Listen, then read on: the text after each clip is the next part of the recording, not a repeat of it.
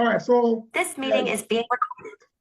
All right, so I'll just do a very quick talking point that we'll delve into the program right away.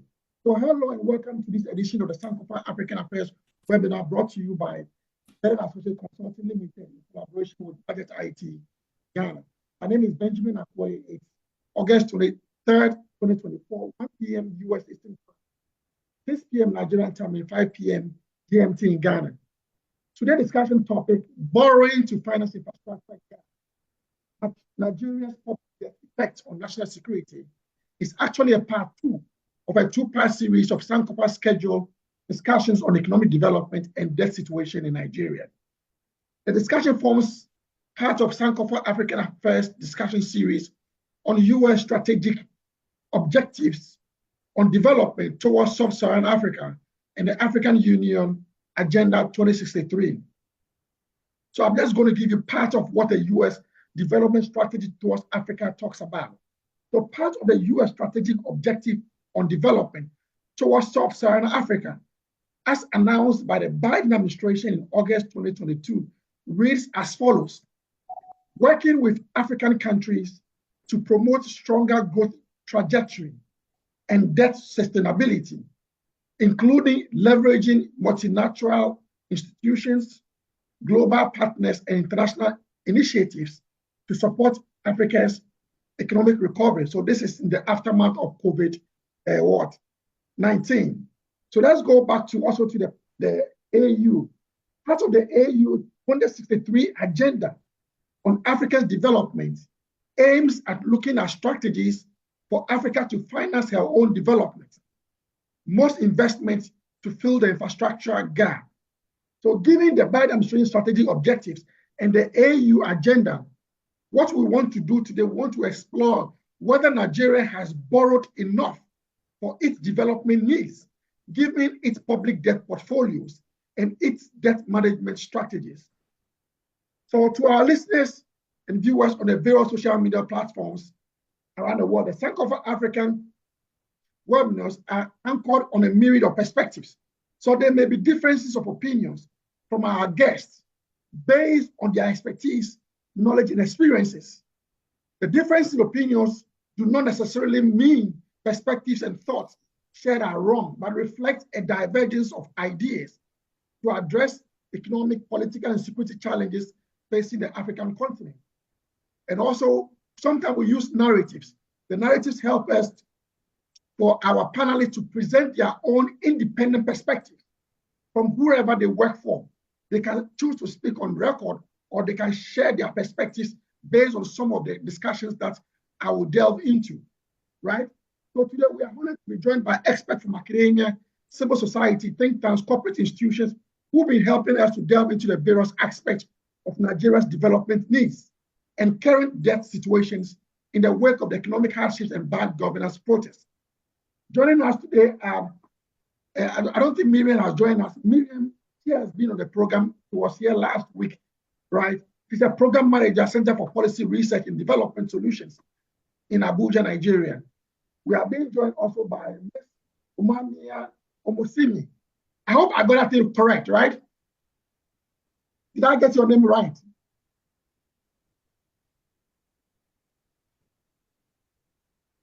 So it's actually Omomia Omosomi. So okay, Omomia Omosomi, all right. She's a lead economist and researcher, PricewaterhouseCoopers, Nigeria. Then we have Mr. Apola Wole Odaloni, right? Did I get it right? No, you didn't. My name is Akola Wole Odunlami. Okay, Odunlami, all right. He's a senior manager, strategy, and also as PricewaterhouseCoopers, Nigeria. Then we have Dr. Jamilu Jafari, right? He's a prominent Nigerian social development strategist. Now, I just want to give a brief background because he has been in public service for a long time. So we want to take advantage of all the expertise, right, that he has accumulated over the years. So I'm trying to give a little bit profile, read a little bit profile about him so that he will be able to help us to proceed towards the program. He's a prominent Nigerian social development strategist with over 25 years of experience in governance and economic development. His career has various roles, including significant research and project experience with the Federal Housing Authority, the Nigerian National Assembly, and the Revenue Mobilization Allocation and Fiscal Commission. These roles have equipped him with the ability to mobilize resources and support policy implemented effectively. So in 2020, he joined the Nigerian Police Trust Fund as a Deputy Director of Training, Welfare, and Institution Development, where he coordinated the training of approximately 15,000 personnel between 2020 and 2024.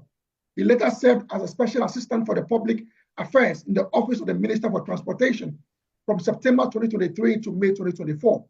Subsequently, he was appointed Director General, Federal Government Relations and Abuja Liaison for the Gombe State Governor's Cabinet. Some of his areas of expertise are human capital development, project management and evaluation, development research and policy, public and policy analysis, private sector development, negotiating and lobbying, right? He's a member of the, and also a fellow of the Institute of Public Administration, and also a member of the Nigerian Institute of. So we have a very rich profile. So we'll be tapping into all your years of experience. So you are welcome for the first time to our program. Prof, thank you so very much for having me. Thank you. We're expecting to get Dr. Esther Adegbete, who's a Professor Emeritus of Finance Department of Finance Faculty of Management Sciences at UNILAG, right? But I think she sent me a message that she's had an emergency. So I think we can proceed. Once she joins us, then I will try to introduce her. So let me take this opportunity to welcome all of you for the first time to the Sankofa African webinars, where we serve as a platform which is used to bridge the gap between the United States government strategies, the African diaspora, and the African continent. The reason why we are focusing on the United States, the program is about great power strategic relations and policies towards the African continent. That is the purpose of the program. Great power strategic relations towards Africa. And we've been considering that great powers is supposed to be the Chinese, the Americans, the European Union, and the Russians. But for the past 1 year, we focused our attention on the United States. So our discussions have been on the United States. When we are done with the United States, then we go to China. So that is why most of the discussion is going to be within the context of the United States.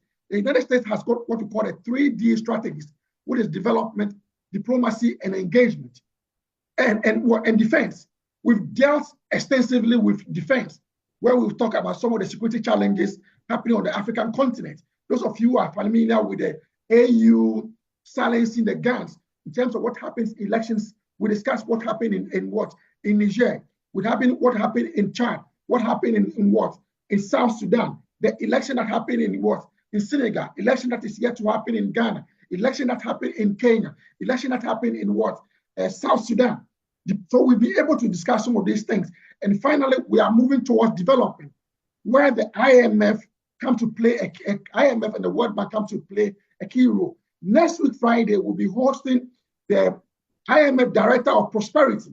He is coming to the program to discuss the current events happening on the African continent in terms of what we saw actually happen in Kenya, what happened also in Uganda, and what happened in Nigeria. So it's a process. So now we are on development and how it links to debt. Right. So before we proceed, I would like to take your brief opening remarks before we delve into some of the issues. So let me take it from you first. Doc, we want your brief opening remarks in terms of any issue that you want to talk about before we go into our discussion for today.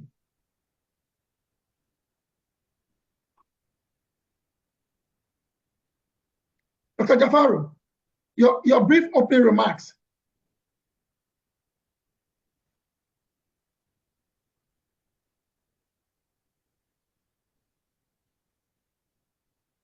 All right, if it's having problem, Ms. Omamia, can you give me your brief opening remarks for us to proceed? Okay, thank you very much for inviting us, for this, speaking also on behalf of my colleague who will speak after. So, I mean, this is a very interesting topic in terms of, looking at how the impacts of continued spending on development, especially from an infrastructure perspective, is now impacting or creating some form of economic challenges that sort of exacerbates the security within the country. So it's kind of like a triple challenge or a trilemma, if we can say that, because the topic is trying to balance between spending on infrastructure development, which is much needed to drive economic growth, and how that has sort of led to increase in debts because we have limited fiscal headroom in terms of revenue to fund infrastructure spending. And as a result, there's kind of a shift from focus from much needed spending on other aspects of the economy that is needed to drive growth and development in the near term, because sometimes infrastructure is often a long-term investment that may not yield the results in the short term. And so how that increased in debt, the continued growth in our debt profile has sort of led to increase in our debt servicing to revenue, as well as our debt to revenue has become significantly high, to the point where the government is allocating a significant amount of its budget towards debt servicing. And as a result, that has limited its ability to spend on other much critical sectors that is needed to drive growth. And so in a way, that has led to some challenges within the economy. We like to call them pressure points, where that has led to a lot of pressure points within the economy. And as a result, that has led to more insecurity. So, I mean, I'd like to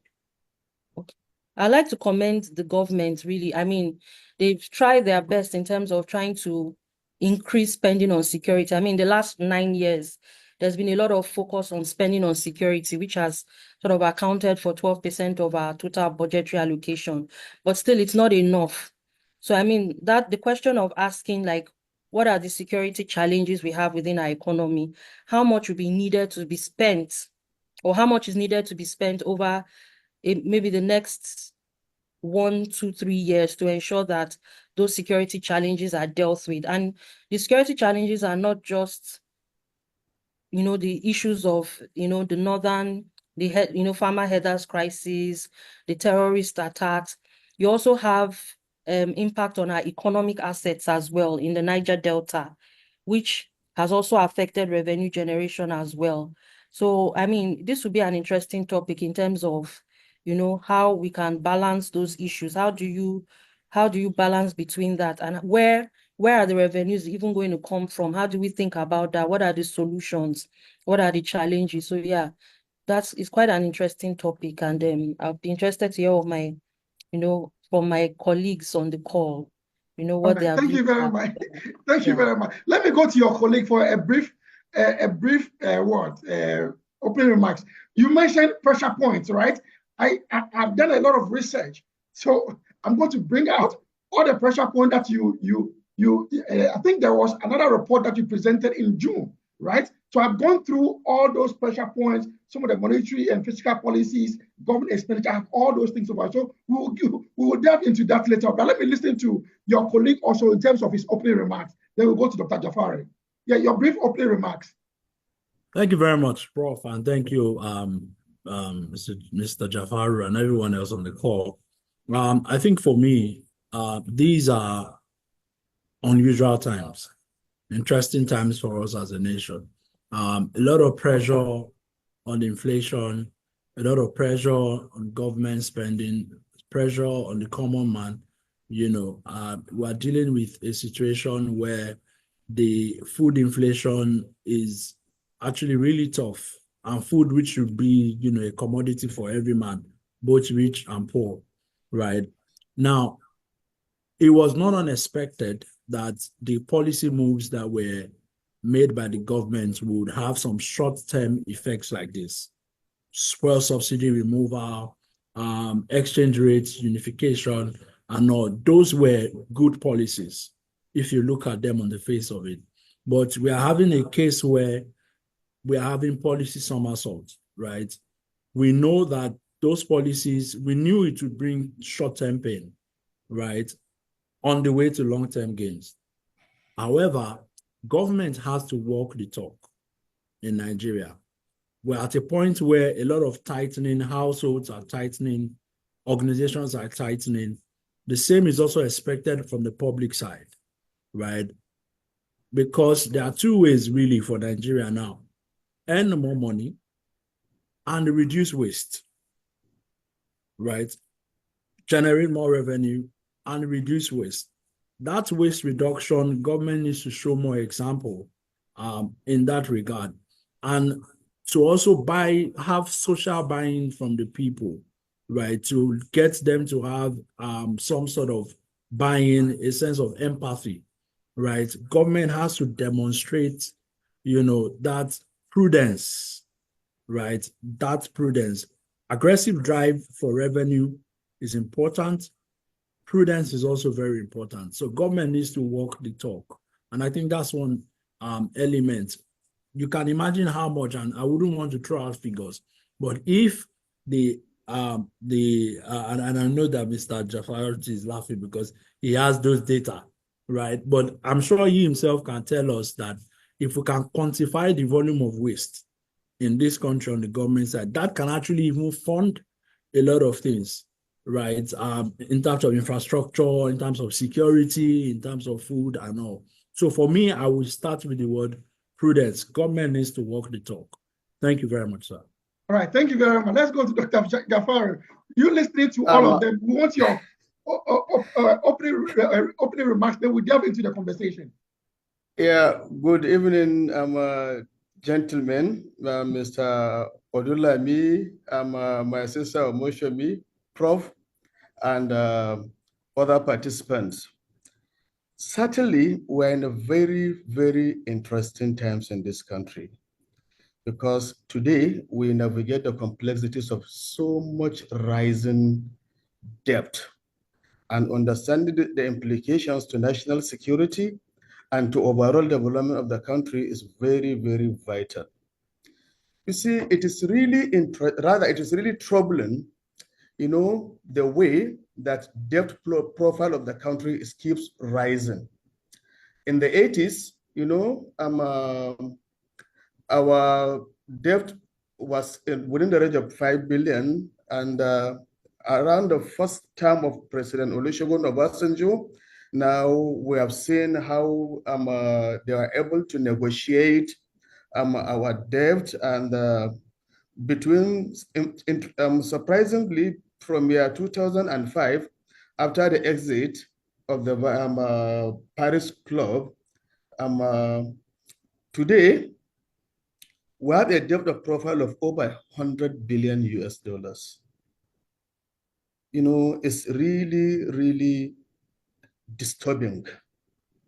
Now, in the year 2023, our debt servicing was put at about 60% of our national debt, of our national budget, robbing other sectors of allocation, especially the security. Today, if you look at the security structure of the country, because of very poor resources, you see how insecurity is rising in this country. If you look at the population of the total number of police personnel we have in Nigeria today, it's not even enough. And even at that, they are not even well equipped. Their welfare is very poor. Same thing with the military and other paramilitary, simply because the resources are not even available. And that Prof, you are putting me in a very difficult situation. I mentioned to you earlier on that. It is just an opening remarks. We'll delve into other areas so you don't have to go deeper, right? I'll come up with my questions. Right? So you can hold brief, then we'll delve into the program itself. I know it's a very difficult situation, but go ahead. But certainly, the rising debt profile of this country has so much implications, as it is so much related to social unrest and instability. You see corruption and governance challenges, regional security implications, and all this. And certainly, we must come with solutions. And I'm certain, perhaps, this our conversation, this webinar will come with very, very useful recommendations for the country. Thank you. Right, thank you very much. Right, so let me begin with any of you, right? Now, we all saw what happened in Kenya, right? Before 2024, there were warnings as far back as 2023 in terms of what the government was doing that could lead to what we actually saw, right? There were warnings. People wrote so many articles. Like I said, we've done our discussion program on Kenya. We've had professors who came to the program who were studying the government about certain things that it was doing which were wrong. And the government was not listening. It had to put in the finance bill, and the Jay-Z started demonstrating. Now, let me come to any of you. On January 30th, 2024, PwC Nigeria, in a report titled Nigeria Economic Outlook, 7 trends that will shape the Nigerian economy. Is it 6 trends that will shape Nigeria's economy in 2024? And you briefly discuss the content of that particular article in terms of what were some of the trends that you brought up in the article that you see playing out now.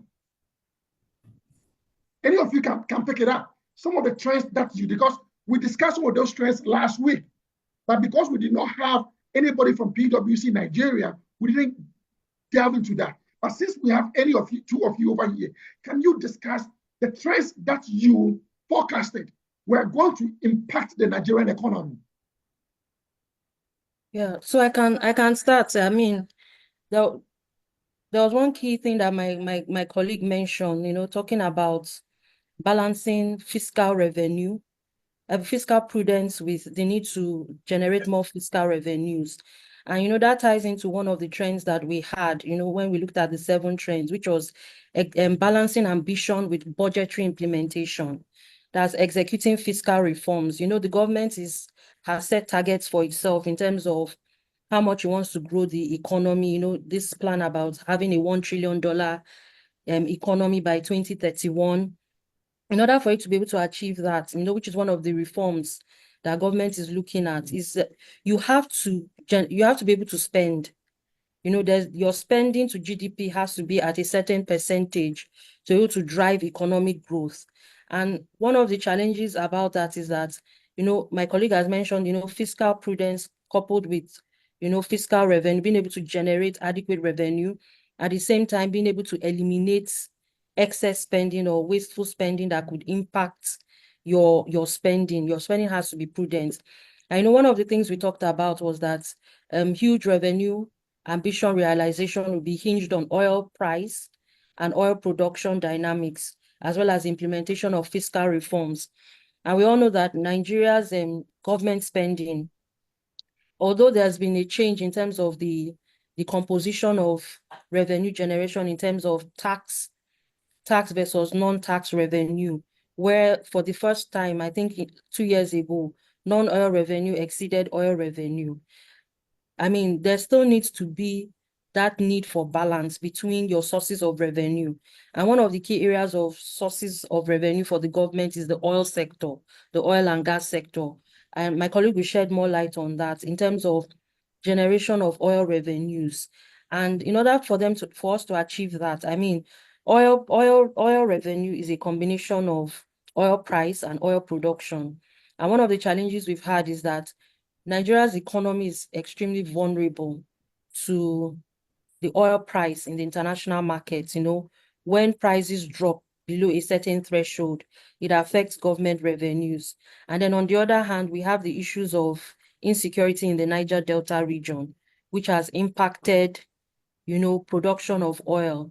And then when you now couple up that with a volatile international market, especially with all the geopolitical factors, you have a challenge in terms of oil generation. Then we also talked about public debt. So this first trend looks at the components of government revenue and spending. We talked about the fact that public debt may remain elevated, driven by increased budget deficits.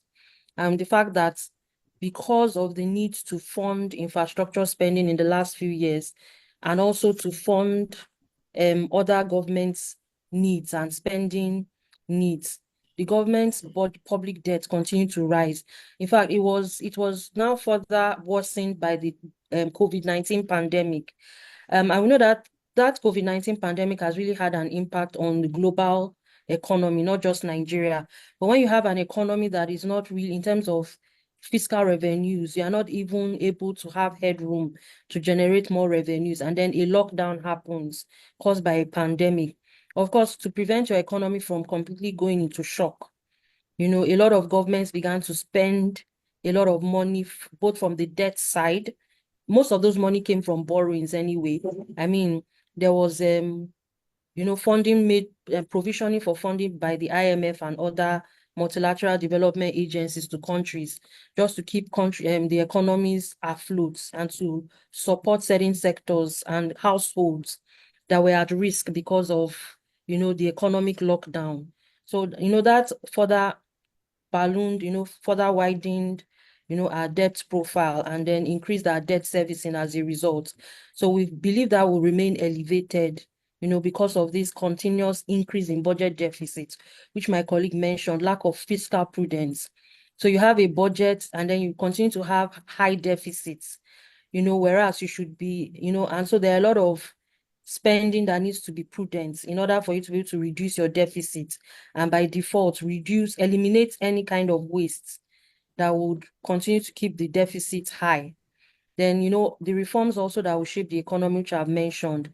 And so for government to be able to spend more, they are limited. I'm not sure there's even headroom to spend, because revenues are sort of limited now, and because of the economic challenges, the opportunity to even generate more is further limited. So that's one of the trends that we looked at.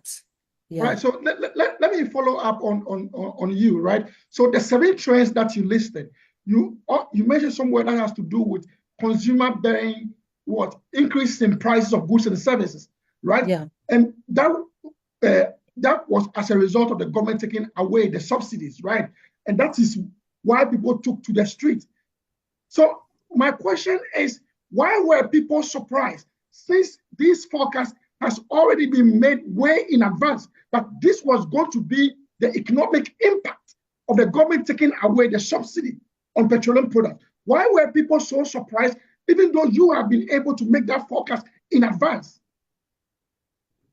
So I mean, the surprise came from the fact that, there was an underestimation of the impacts that removal of subsidy would have on the economy, right? I mean, when you look at case studies of countries that have had subsidies in one form or the other, in some countries, subsidies exist in different forms in different countries. Some have petrol, like Nigeria. There are others that have subsidies on wheat, subsidies on commodities, different commodities. I don't think that any country has really successfully been able to remove subsidies without having challenge. Removal of subsidy, coupled with the fact that the exchange rate was defied, that challenge also had an impact. Remember when the subsidy was removed, the price of petrol is a function of both exchange rates and also the international price in the oil markets. There are other factors that go into that. And so as a result of that, when the exchange rate was liberalized, that had an effect, because if there's a supply demand, the market, the exchange rate market is a function of supply and demand, right? Demand for foreign exchange coupled with supply. Now, because of the fact that we are not a productive economy in the sense that our exports are largely driven by oil, and we don't have non-oil exports that drive the generation of foreign exchange. There's not much we export to be able to earn foreign exchange. Supply demand, there's a supply demand gap in the market. And Nigeria is also an importing country. We depend on imports for consumption, domestic consumption. So not just even consumption of finished products, but even the manufacturing sector depends on imports of raw materials. So when you have all that demand within the sector. And then everything, even the services we rely on also are imported. So when you have a huge demand with an insufficient supply to meet that demand gap, then what you will have is that the exchange rates will continue to devalue against the naira, the foreign exchange rate. And if you import your petrol, because one of our major imports is petrol. My colleague will shed more light on that. One of our major imports is petrol. Even though we are a major exporter of oil, we import our refined petroleum.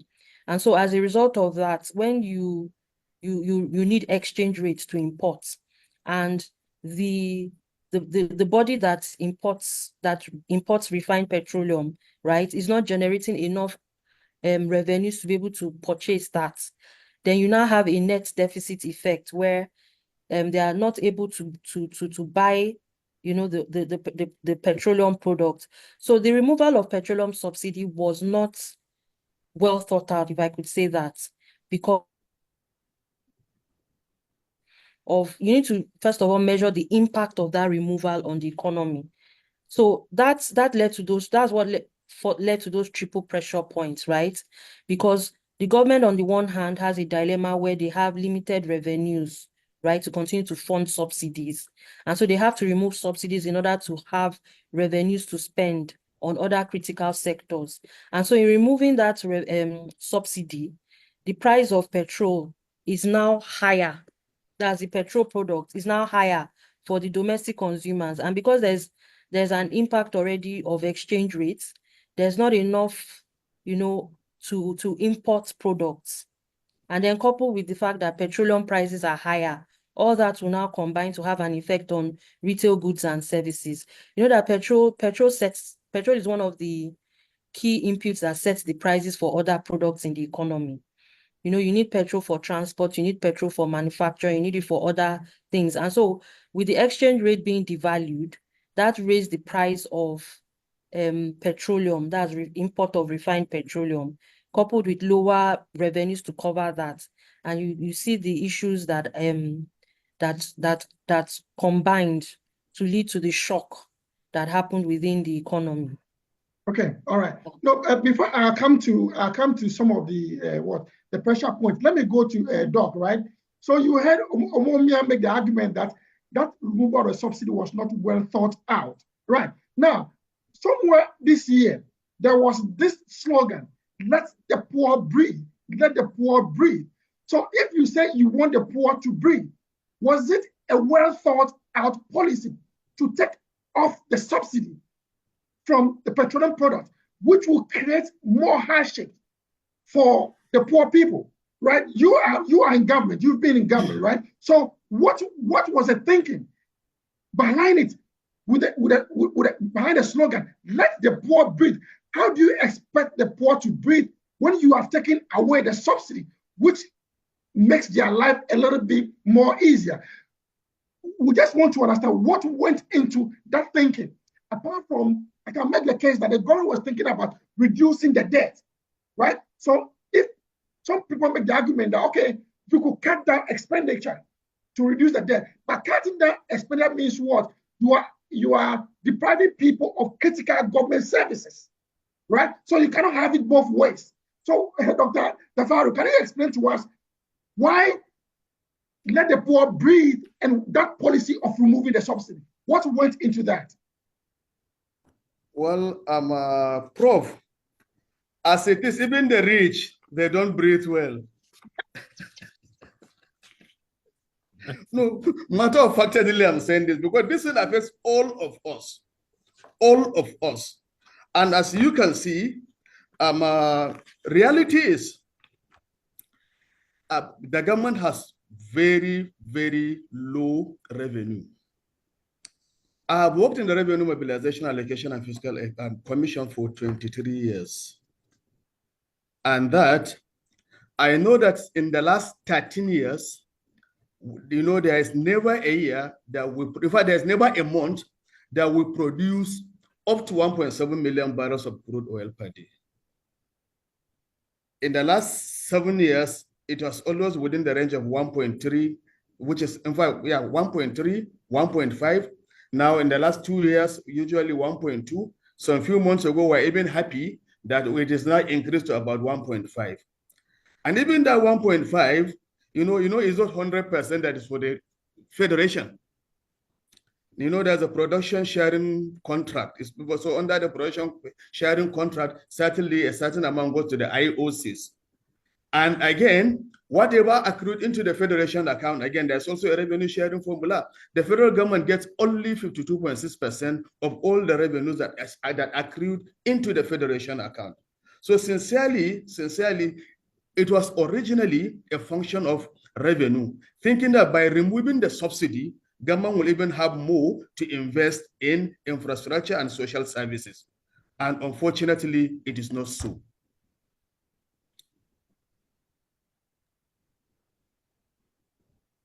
So, Odulabi, you want to call me, right? Yeah, if I may come in, thank you, Mr. go ahead. Go ahead. Go ahead. I think at this point, it's even difficult to know where you fall in, whether you are in the category of the poor that is not breathing or the rich not breathing. The rich that is not breathing. Because the middle class is literally eroding, right? We did an analysis recently and we looked at the income pyramid. You'll be shocked that based on some 5 years ago, your income that will classify you as middle class some 5 years ago, if you earn that same income now, you probably will be classified as, lower class at the moment. So some people that were rich are now getting to middle class. But you see, the thing, just back to your earlier question to Omomia, with respect to the fuel subsidy, right? I think the first thing we didn't really consider well is our very high energy dependence in Nigeria, or petrol dependence. And here's what I mean. If you look at our petrol consumption, right, in Nigeria, I would estimate about 30% to 35% of that actually goes to captive power generation. People will use it to fuel their generators at home. Businesses will use to fuel generator. If you go to diesel, it's probably going to be a little higher, right?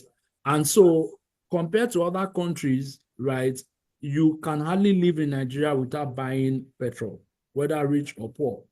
You can live in the United States and not buy petrol if you don't own a car, because you don't need petrol to power your house, right?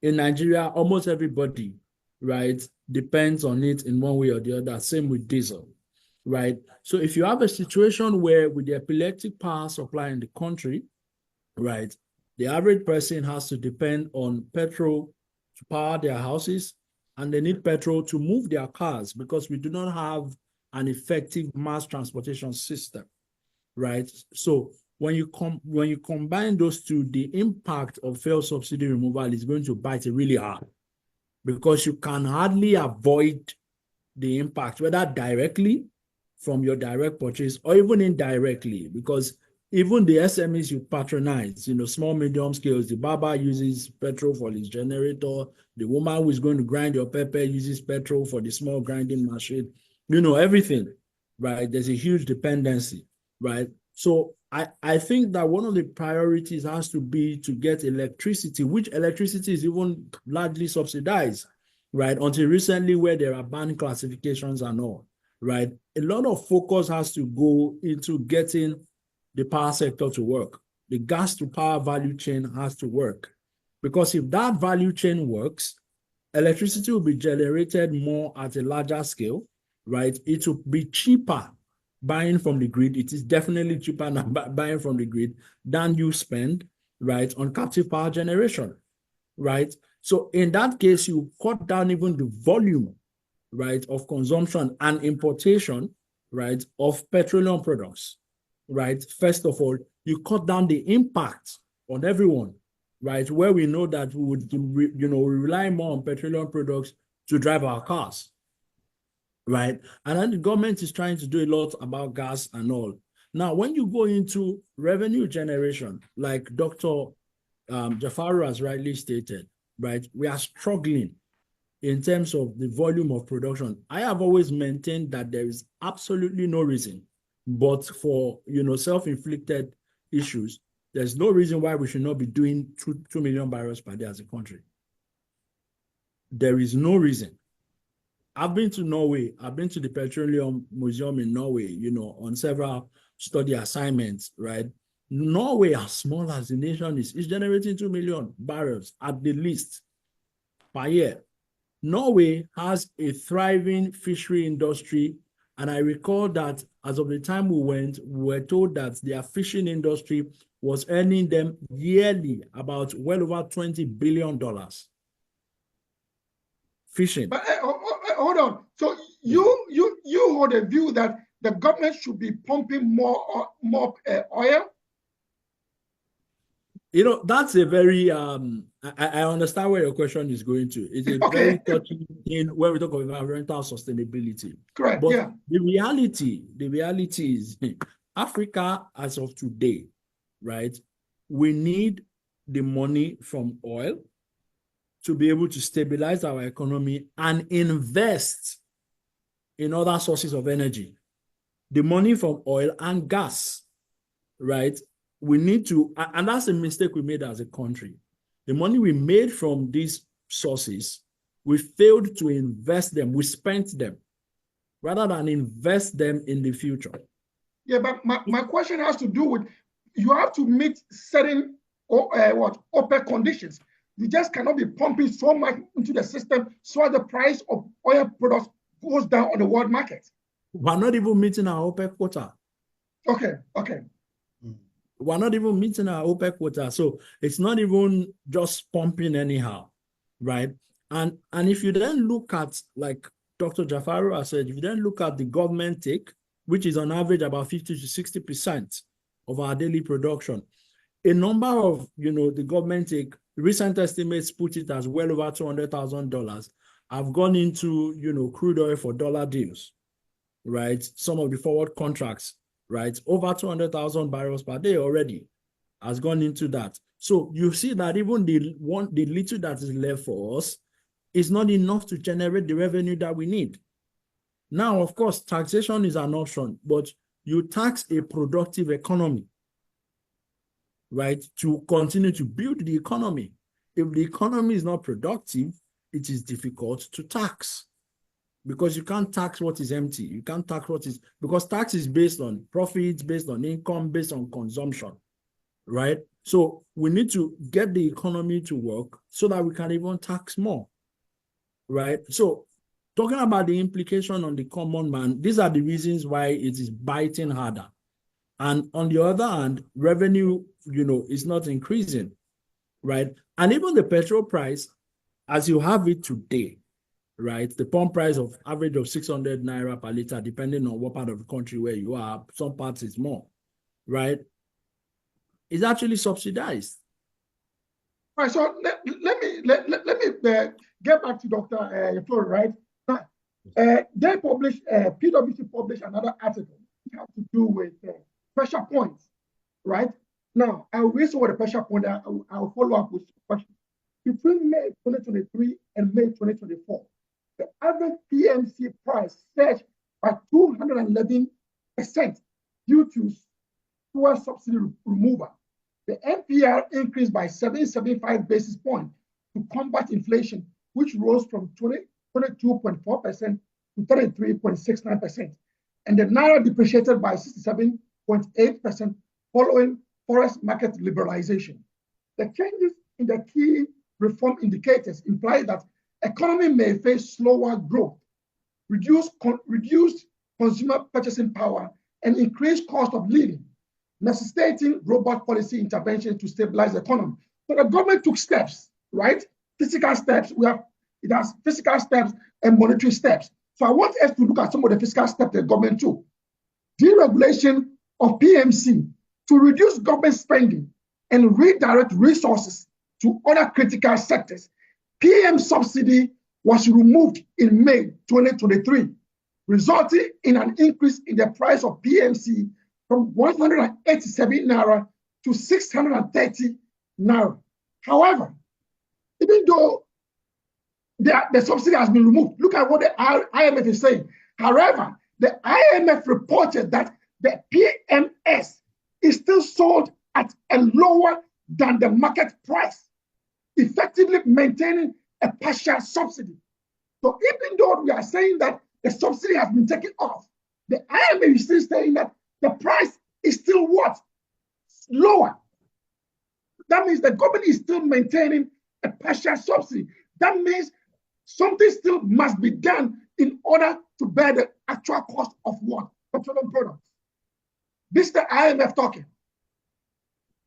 Would you agree with such a statement that still there's a partial subsidy on petroleum products?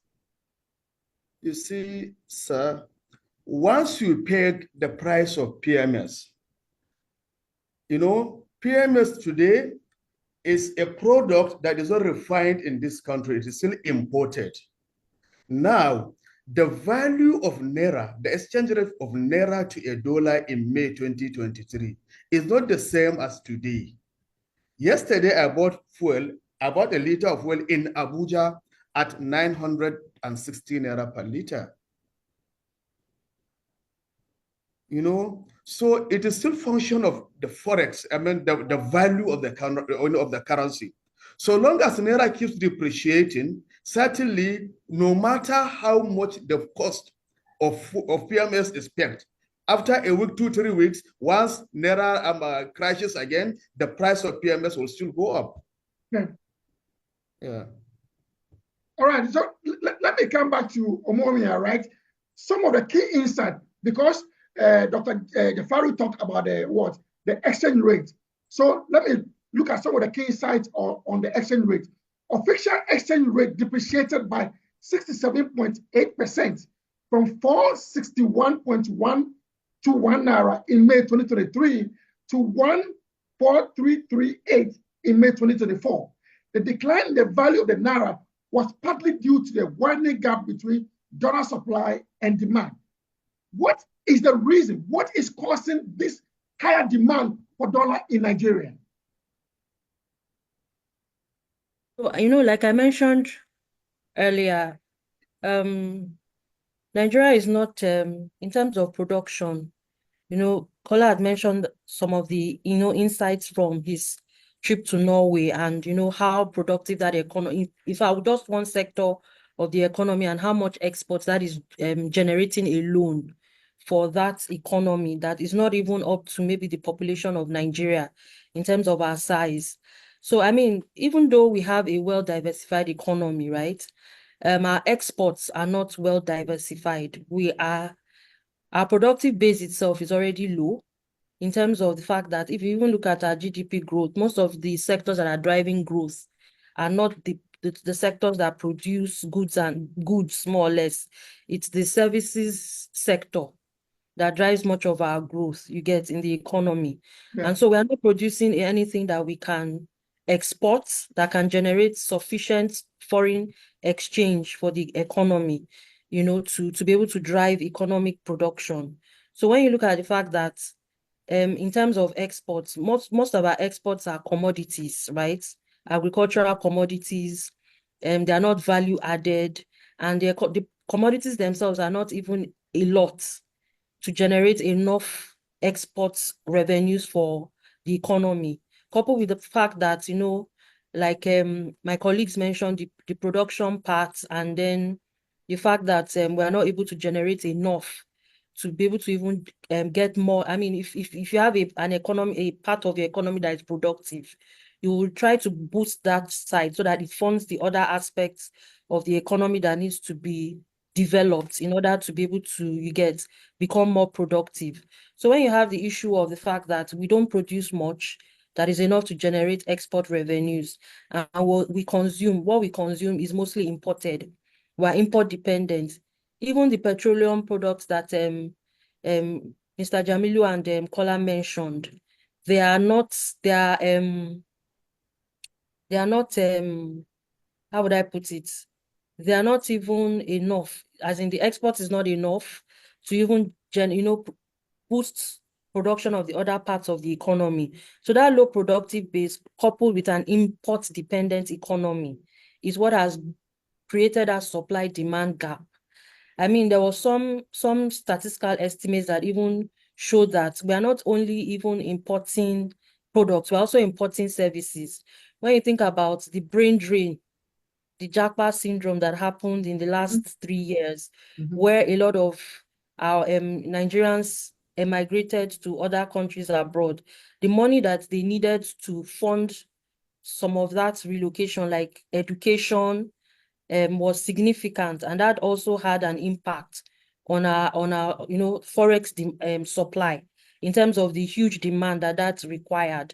Then coupled with the fact that most people travel abroad for medical services, so a lot of those services, those are what you call imported invisible goods that we are importing. And then you now look at our manufacturing sector, even the ones that are functioning, they import their raw materials, they import the intermediate products for local production. Then you talk about retail services. Much of what the retail services use is when you look at the shelves, a lot of the products you find in our supermarkets are imported. When you talk about even our sector, like even the wines, the spirits, all the things that, we rely upon for local consumption is imported. So when you look at that, the supply-demand gap, the demand for exchange rate coupled with the supply is significantly, wide. In fact, Nigeria was subsidizing our foreign exchange, if I'm to put it that way. The same way we're subsidizing petrol, we're subsidizing foreign exchange. The reason why our foreign exchange remained relatively stable for the period that it did was because the Central Bank of Nigeria was funding the supply side, funding the demand side of the markets. So we're subsidizing foreign exchange. And when the revenues that you're generating from oil and other, government exports are not sufficient enough to meet the demand, the widening demand for forex, because you have not reformed the economy to the point where we are able to export significantly enough to cover supply. So what now happens is that because the government could no longer supply the demand side, they had to liberalize the markets. And so that was sort of like saying, in a way, removing subsidies on petrol, on forex, although from time to time, they also try to, prevent further shocks by funding the markets. They still fund the markets in a sense, but so that's part of the supply-demand gap that has led to the fact that our currency has remained unstable and volatile, and the exchange rate continues to devalue, or our naira continues to devalue against other foreign currencies. Right. Thank you very much. Let me follow up with Doc. Right. She mentioned agri sector. I want to read some of the key insights on agri sector.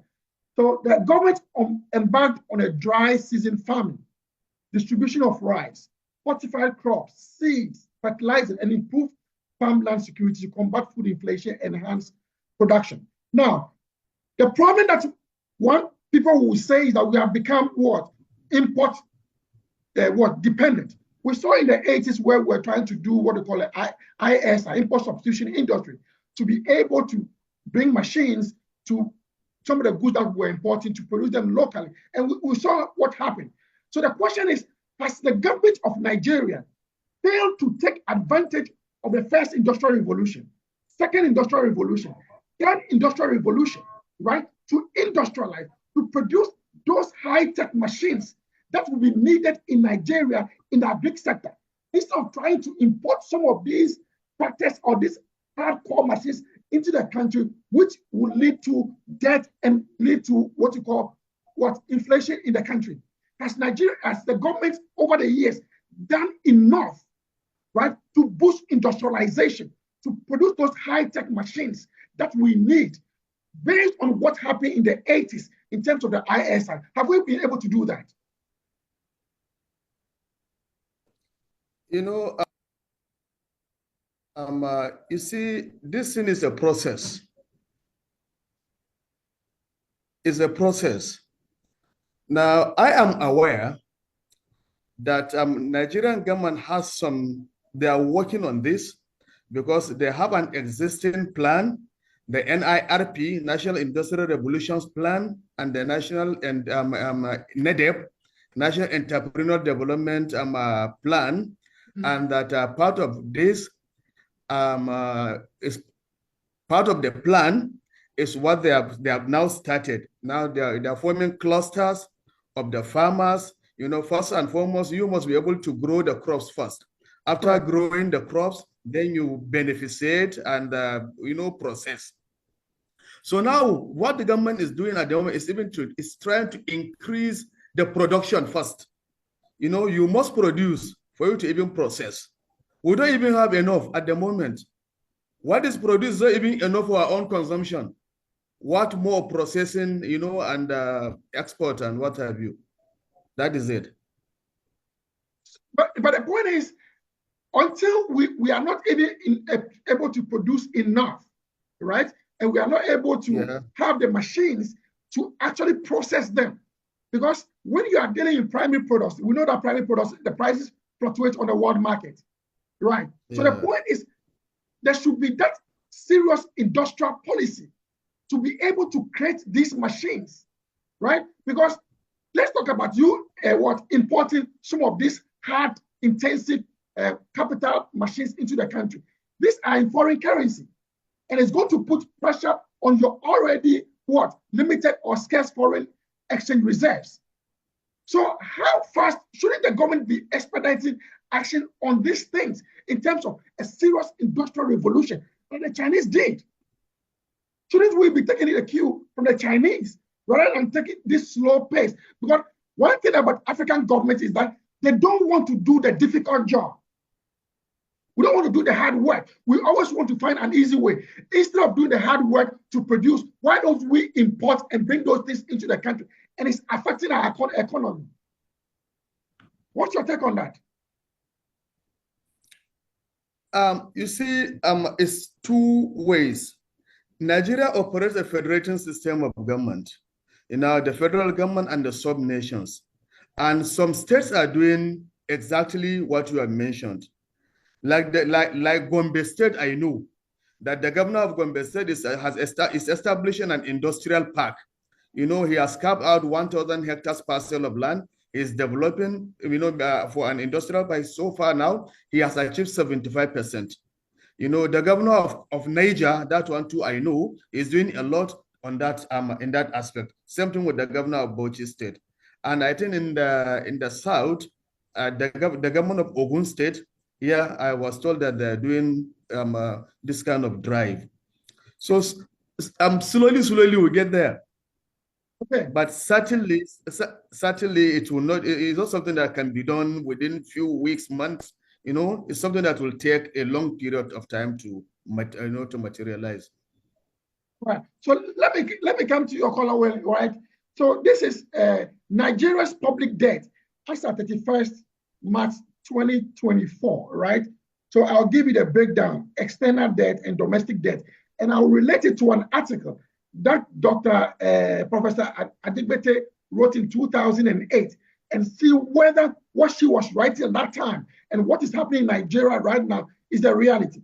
So the external debt is, in terms of percentage, it's almost 46%, right? It gives you the amount in dollars, but the total external debt is 46%, and total domestic debt is 53.9% as at March 2024. Right. Now, I want us to look at the article that she wrote. Right. She said what? She was writing article the external debt on economic development, published by the International Journal for Emerging Markets, which basically was trying to investigate the impact of huge external debt and debt servicing requirements on economic growth on Nigerian economy. Right. This is what she writes. The article reads, external debt can be viewed as a means of financing capital formation.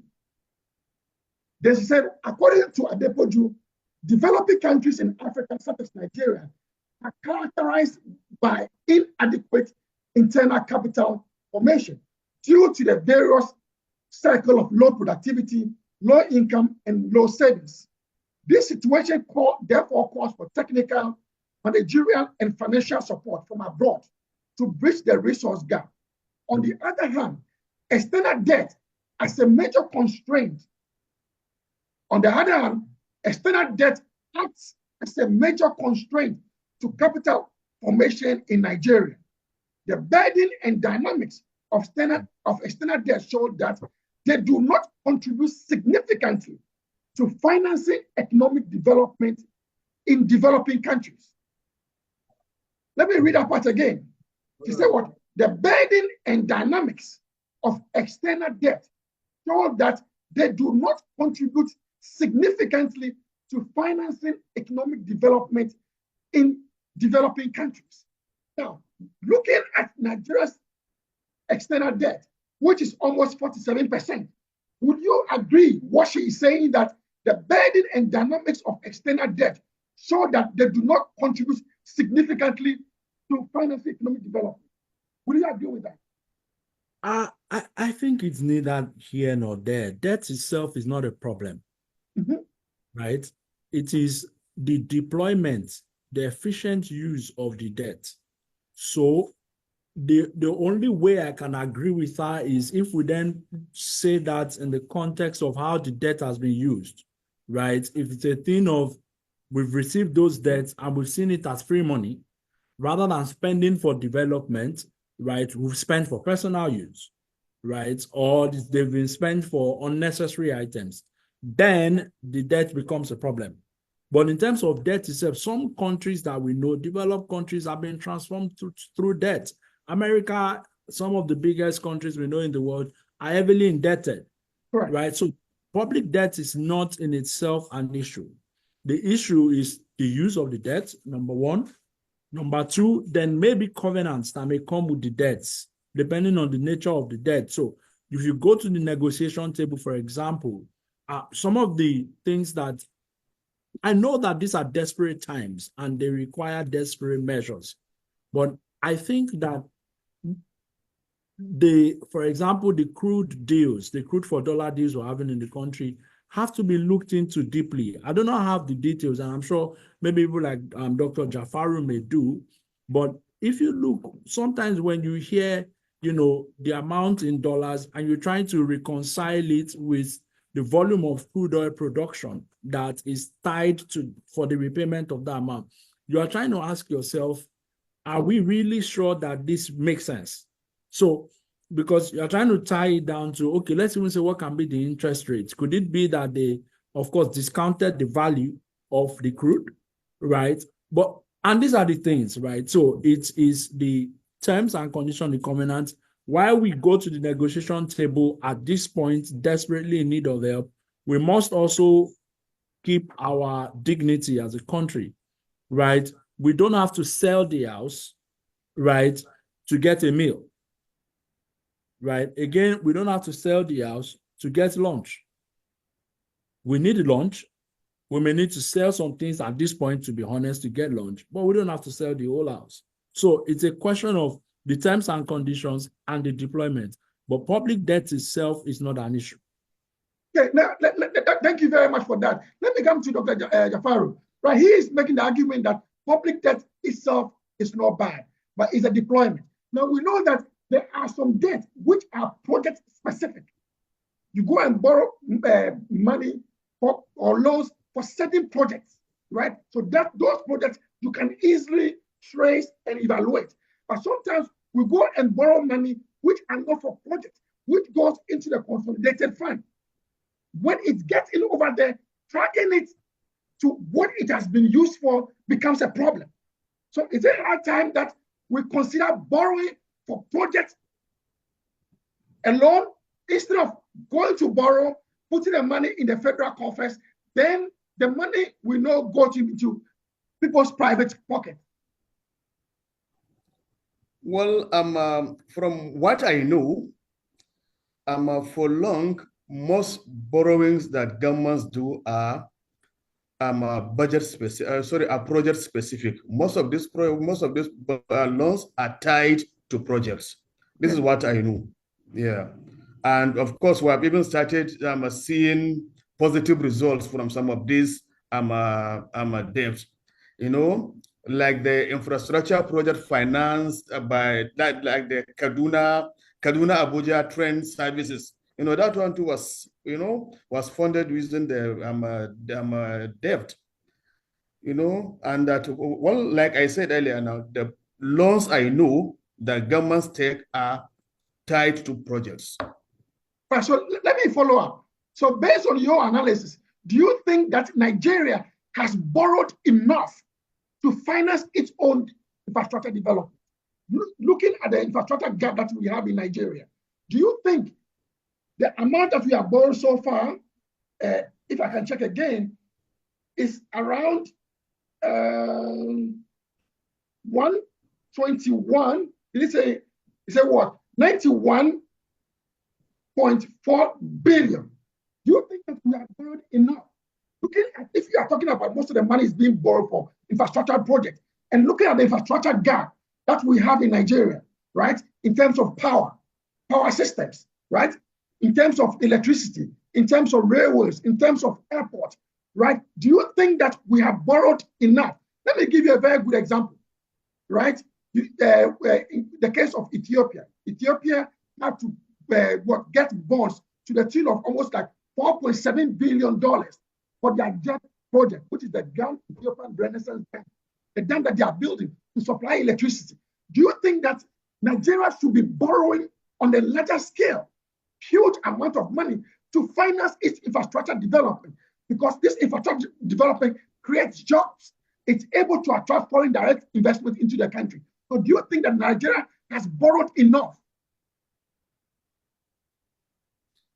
Prof, I cannot say Nigeria has borrowed enough. We have not borrowed enough, but in the interim, we have to suspend this borrowing. Let's assess, let's see how we're able to deliver, you know, the infrastructure with, you know, we borrowed money for some infrastructure. Let's finish them off before we go for another one. After all, governance is a continuum. You know, no governor or no president will say, I want to take care of all these things today or within my tenure of office. It's a continuum, you know. So I think we should just put a cap. Then look inward. Look inward. For example, now, we can now say, within the country, you know, we look at some, for example, in road sector, we look at road construction companies that are viable. We say, okay, now we are considering certain, you know, highways to them. Let them, let them reconstruct and take their money over a period of time. We do not necessarily have to go back to the, you know, IMF, World Bank, and these, institutions for. We can even do it, you know, internally. Okay. That is a very interesting observation. Go ahead. Let me throw some perspectives. I think the question is not whether Nigeria has borrowed enough. I think the question is whether Nigeria has attracted enough capital. Right. And capital is not always debt, right? Capital for infrastructure development can come from our revenue, right? It can come from debt. It can come from private capital. If we create the enabling environment, we can attract private sector capital, even for public infrastructure, right? Turnkey arrangements, you know, PPP arrangements, and all of those, right? As far as you can de-risk those investments, the private sector, capital is always looking for the market that will attract it, right? If we make our market de-risk. So it's not necessarily a question of debt. I think the issue we've always had as a country, and due respect, you know, to everyone involved, is that it appears that our default mode when we want to attract capital is we just think about debt. The debt, correct. Right. We need to think about how do we form capital, how do we attract capital, right, sustainably beyond debt. Right. So let me come to Omomia, right? Dr. Jafari was making the argument that it's most of the time it's project.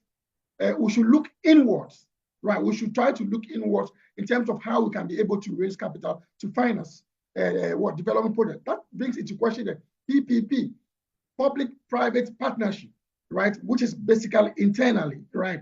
And we know that that is where most of the corruption comes, because when government contracts are given out to contractors, that is when politicians tend to demand a certain percentage compared to when the capital or the debt or the money borrowed is coming from overseas. Would you agree to that?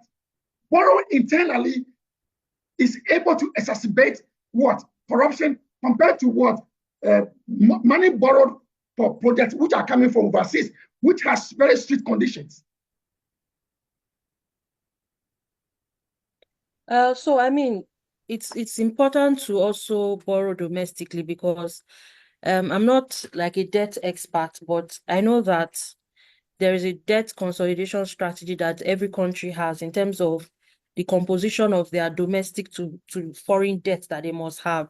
And like you rightly said, foreign debts are beneficial in the sense that it kind of provides you with, you are borrowing in foreign exchange in dollars, that when you convert to naira, it provides more money for you to spend in terms of for much needed domestic needs. And then it depends also on the type of loan. You have loans that come from the multilateral and bilateral agencies that are often low interest and long tenured, right? And then you also have the one that the government accesses through the debt capital markets, where they go and they issue bonds, government bonds for a longer term. And as a result of that longer term debt, they pay interest rates at a regular basis to those that have invested in those bonds. For domestic debt, I mean, there are benefits to borrowing domestically as well. The fact that there is an opportunity for you to negotiate better terms, right? In terms of all these covenants and contracts that are tied to some of these foreign loans sometimes can also have impact on the domestic economy if the economy is not well, in terms of the government has not created the foundation of the economy to be able to absorb some of the covenants and contracts that they have to abide by. Sometimes these foreign debtors will tell you, okay, if we are going to give you this money, you have to remove subsidies, you have to increase taxes on certain, because for them the guarantee is that they want you to pay back as and when due and on a regular basis. So they provide you with areas where you need to free up money to repay those debts. So they tell you, oh, you can try to remove subsidies, or you have to privatize certain sectors, or you have to raise taxes, as you mentioned the case with Kenya. I mean, Kenya has a high debt and they need to borrow more. And in order to be able to access that debt, probably one of the conditions that was given is that they had to, increase taxes and expand their tax base to other areas in order to generate revenues to be able to pay back that debt. And this led to, I mean, the protests that we saw over those couple of weeks in Kenya, because I mean, the people that are going to tax don't, that they are already indebted to the government. You are now trying to give them extra burden, tax burden, when there's a high unemployment, when the minimum wage is still low, and there's not a lot of how will I put it? There's not a lot of room for them. When you have high inflation, high spending, and your personal income is not rising to cover your expenditure, and then you are now wanting to tax me the more. I mean, that heated the policy and caused a lot of the social unrest we saw in Kenya. So I mean, debt in itself, like my colleagues have said, Dr. Jamilu and Kola have said, is that it's not a bad thing. It's how you spend the debt, and even how you structure the debt in terms of, like you rightly said, there needs to be, when you talk about contracts, there needs to be due process. I mean, I know that we had the due process office that came up under, I think, President Obasanjo. You have the Bureau of Public, I think the Office of Public Procurement. So, I mean, there's a lot of that fiscal prudence comes in where you say, okay, if you are going to borrow, what are you borrowing for? The borrowing has to be tied to projects, and projects that will yield return on investment in the short to medium term, right? So when you are borrowing, what are you borrowing to fund? that is where you now have to map your borrowings to projects. So project tied borrowings, so that in a way you are able to eliminate all that wastage. And then when you now look at the what you are funding, you have to also assess, like you said, there has to be due process. There has to be an assessment of the contract that is being awarded or that the loan is tied to ensure that that contract, there are no leakages or wastages within those contracts that would cause the loan itself to be wasted. So those are some of the things where, you have to start thinking about how do we improve on internal processes? How do we ensure that there's transparency? How do you remove all the bureaucratic bottlenecks, all the red tapes that come with contract award, and even the costing and estimation of the contracts that that are awarded?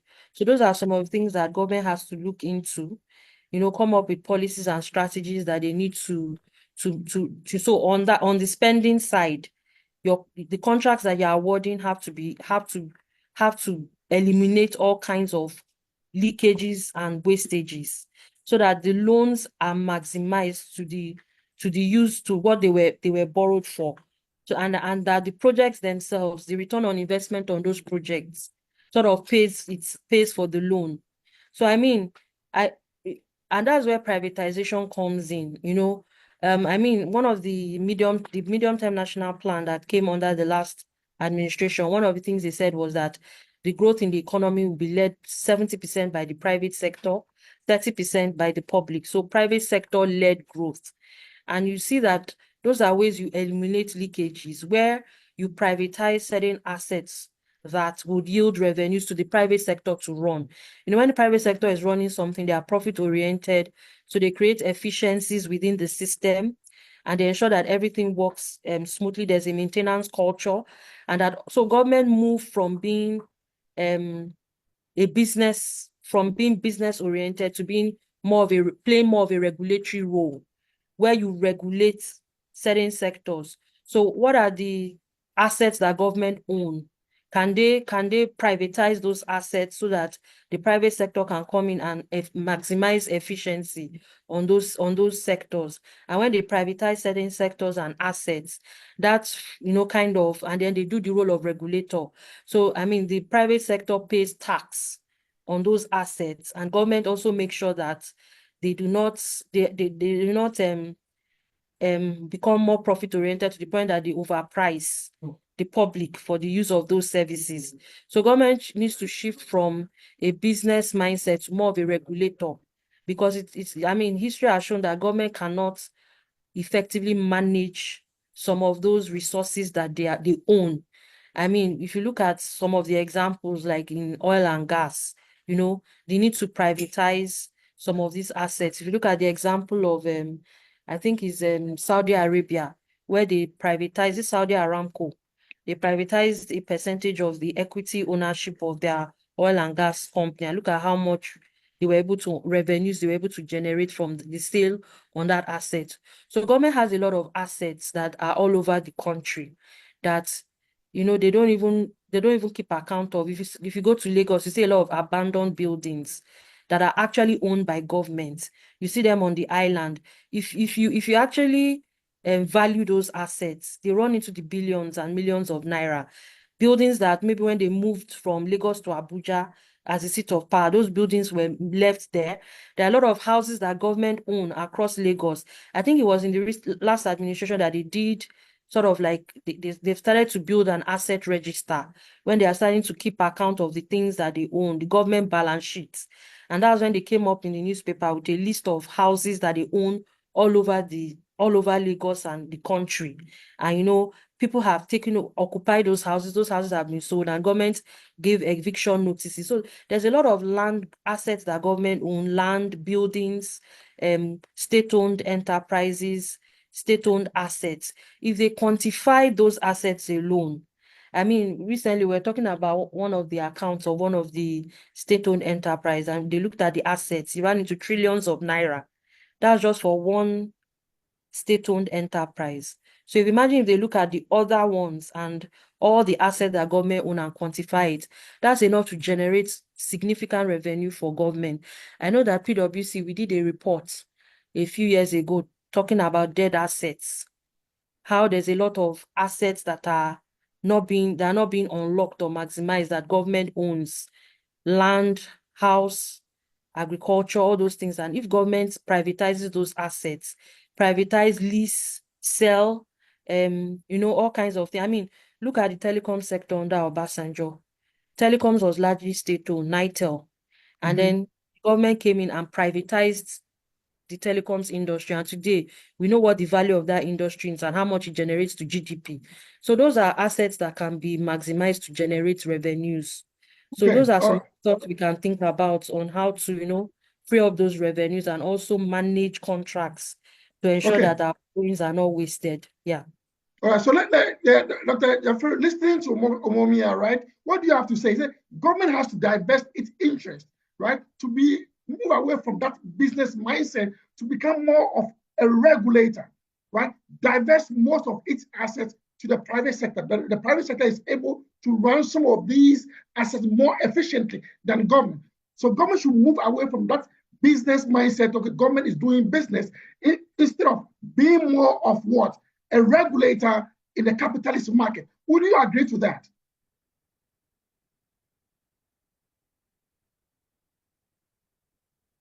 You've muted your microphone. Unmute your microphone. Well, I completely agree with her position. Government shall hand off, management of their businesses. And government shall hands off this. The point is that it is very difficult if you look at the history, where the history of colonial legacies, right? Government finds it very, very difficult divesting its interest, right? Also, sometimes you see people in government who have businesses. They have their own business and they keep awarding contracts to themselves. It's either you are in government or you are in the private sector. You can't be in government at the same time be in the private sector where you are awarding contracts to yourself. So it's either you are a regulator completely out of the private sector, or people go into the private sector. That's a challenge that most African countries are having. There's no clear distinction between the government, who is a policy formulator, and the government which is implementing the policy, right? Government is basically doing everything. We shouldn't have a situation where people in government are awarding contracts to their own businesses.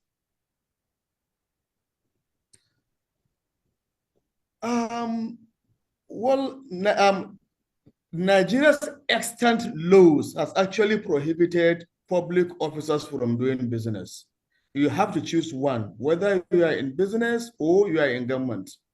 And it is very unethical, for anyone to take advantage of his position and award contract to cronies or to himself. No, but they wouldn't be doing that.